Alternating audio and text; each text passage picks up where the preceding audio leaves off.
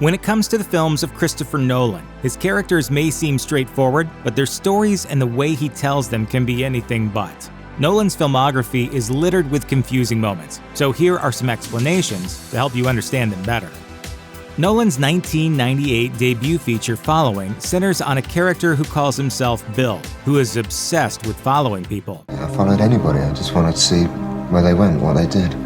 Bill finds himself involved in a grander conspiracy after following a burglar named Cobb. Throughout the film, Bill accompanies Cobb on burglaries and becomes entwined in a plot involving a woman known as the Blonde and a criminal called the Bald Man.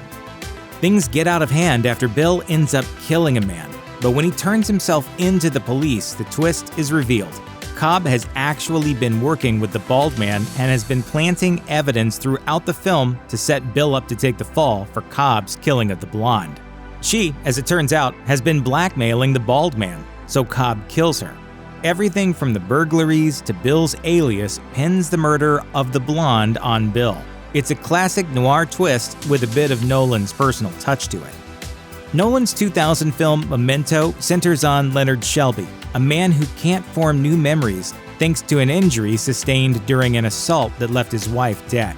Since the assault, he's relied on notes and tattoos to keep track of the information he feels is important for him to remember.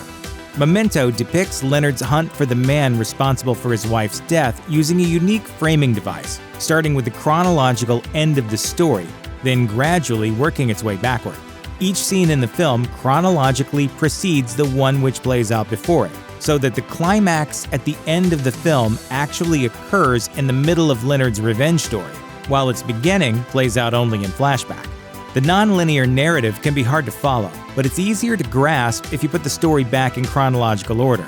Leonard actually found his wife's attacker and exacted his vengeance long before Memento's chronological starting point, but he quickly forgot it had happened. Afterward, Leonard's cohort, Teddy, began sending Leonard after a series of other men. You didn't remember, so I helped you. Start looking again, looking for the guy you already killed. Upon discovering Teddy's deception, Leonard leaves himself clues that indicate that Teddy is the killer, and he eventually shoots him, just as he has all of his previous targets. The revelation completely upends our understanding of the story, and drastically recolors the character we've been following. In Batman Begins, Bruce Wayne isn't the only man taking up a mantle bigger than himself. It's also done by one of his greatest enemies, Ra's al Ghul. Or is it Dunkirk? Ra's is seemingly killed when Bruce escapes the League of Shadows in the film's first act, only for his old mentor Dunkirk to resurface later, claiming he's the mastermind and Ra's al Ghul is merely a smokescreen. So, does that mean that there is no real Ra's al Ghul? Well, not exactly. In The Dark Knight Rises, we learn that Dunkirk has been known as Ra's al Ghul throughout his life and operates as the leader of the League of Shadows. However, much like Batman, Ra's al Ghul is a symbol bigger than one man. Dunkirk himself notes that the League of Shadows has been active for centuries. It must always have a leader, and that leader is Ra's al Ghul, a symbol worn by many men throughout the ages, including Dunkirk. The Dark Knight Rises ends with Bruce Wayne sacrificing his life to save Gotham City, passing on the mantle of Batman to a new bearer. There's a funeral and everything, but no body to bury. However, there's a twist when Alfred sees Bruce and Catwoman in a European cafe sometime afterward. Since Bruce has died in a nuclear explosion, and Alfred alludes to a similar scene as a fantasy earlier, viewers must wonder whether this is real or just all in Alfred's head. However, all signs point to this being real and Bruce having escaped death. Much of the evidence lies in the revelation that the Bat's autopilot was fixed by Bruce, who earlier implied that he had to fly it manually to get the bomb out of the city. There's no way he wouldn't know it had been fixed, implying that he used the autopilot to fake his own death. In the prestigious second act, ambitious magician Angier becomes obsessed with replicating a trick performed by his rival, Borden, called the Transported Man, in which Borden seems to teleport himself from one location to another. Angier travels to America to meet with Nikola Tesla, who builds him a machine that allows Angier to perform the same trick. The machine works by creating an exact copy of the person who enters it and teleporting one of them a short distance away. while the other is drowned in a tank underneath the stage. It's never specified whether the machine transports the original Angier to safety and drowns the clone, or transports the clone and drowns Angier. Not even Angier himself knows which version of himself gets killed each night. Since both versions of Angier believe themselves to be the real version, he has no way of knowing which is the original and which is a copy. It took courage to climb into that machine every night, not knowing if I'd be the man in the box. Every time he steps on stage to perform his version of the transported man, Angier takes his life in his hands. By the end of The Prestige, he has no idea whether he's the original Angier or a copy of a copy of a copy, and neither do we. In The Prestige, after stealing Borden's journal and reading that Tesla is the key to his transported man trick, Angier heads to America to work with Tesla on what becomes the cloning machine. However, as the film reaches its finale, we find out that both diaries are frauds, written with the intent of misleading each magician.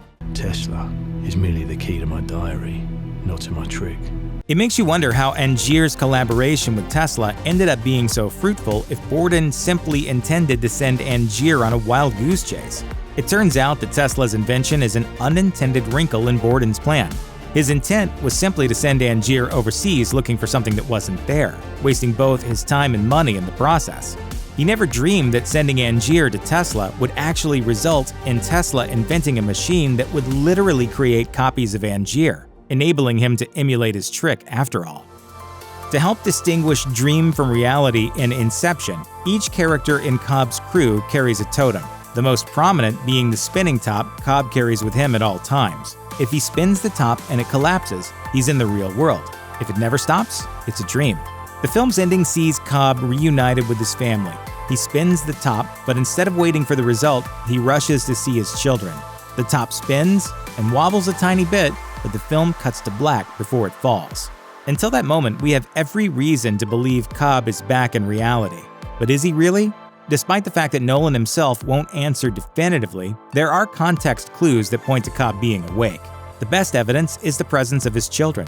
Throughout the film, we're shown that Cobb can't remember their faces. In the ending, he can see them. It may not be a conclusive answer, but it's enough to convince us it's real. One of the most potentially confusing mechanics in Inception are its kicks, or physical disruptions that wake people from dreams, which factor heavily into the movie's action-packed third act.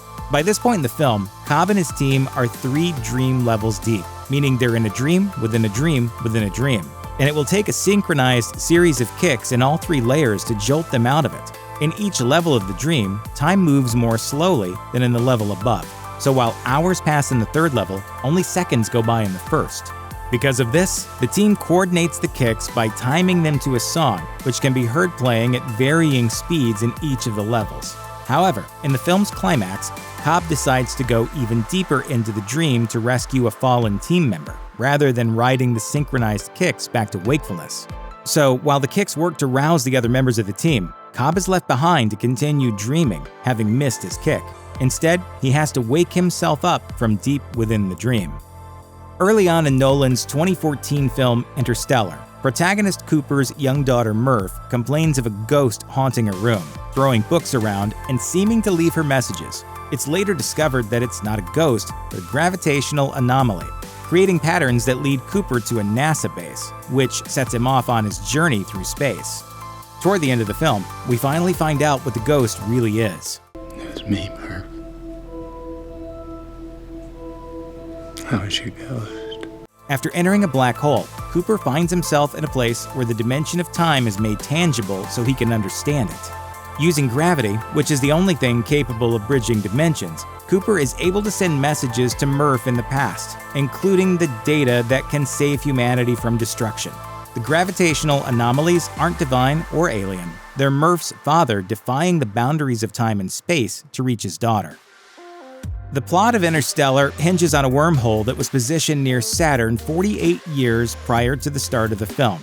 But Amelia Brand and her father John never considered that it might be naturally occurring. Rather, they assumed that some form of advanced intelligent life constructed the wormhole for altruistic reasons, allowing humanity a chance to survive following the slow destruction of Earth.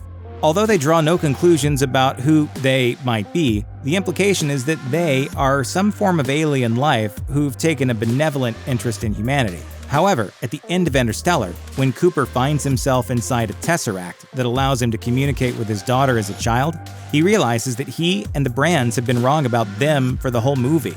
They aren't aliens at all. Instead, they're the humans of the future, who have advanced far beyond the humans of the present. They have learned to transcend time using gravity, which is how they constructed the wormhole and how they allowed Cooper to send a message to his daughter, who in turn uses the information she receives to save humanity.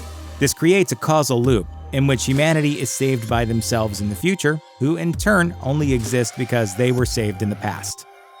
The real events of the 2017 film Dunkirk took place over the course of a week, but Nolan uses a non-linear series of intersecting stories to depict the events in the film. The twisting narrative maximizes tension, but frustrated some viewers who had trouble following the chronology. Dunkirk's 3 stories focus on characters experiencing the historic evacuation on land, in the air, and at sea. The story taking place on land, titled The Mole, takes place over the course of 1 week of the evacuation. Another, titled The Sea, takes place over the course of the last day of the Dunkirk evacuation. Finally, The Air takes place only over the course of an hour on the last day of the evacuation. Nolan himself has said he structured it this way to better depict the experiences and perspective of the soldiers and citizens in each story segment. Check out one of our newest videos right here. Plus, even more Looper videos about your favorite stuff are coming soon. Subscribe to our YouTube channel and hit the bell so you don't miss a single one.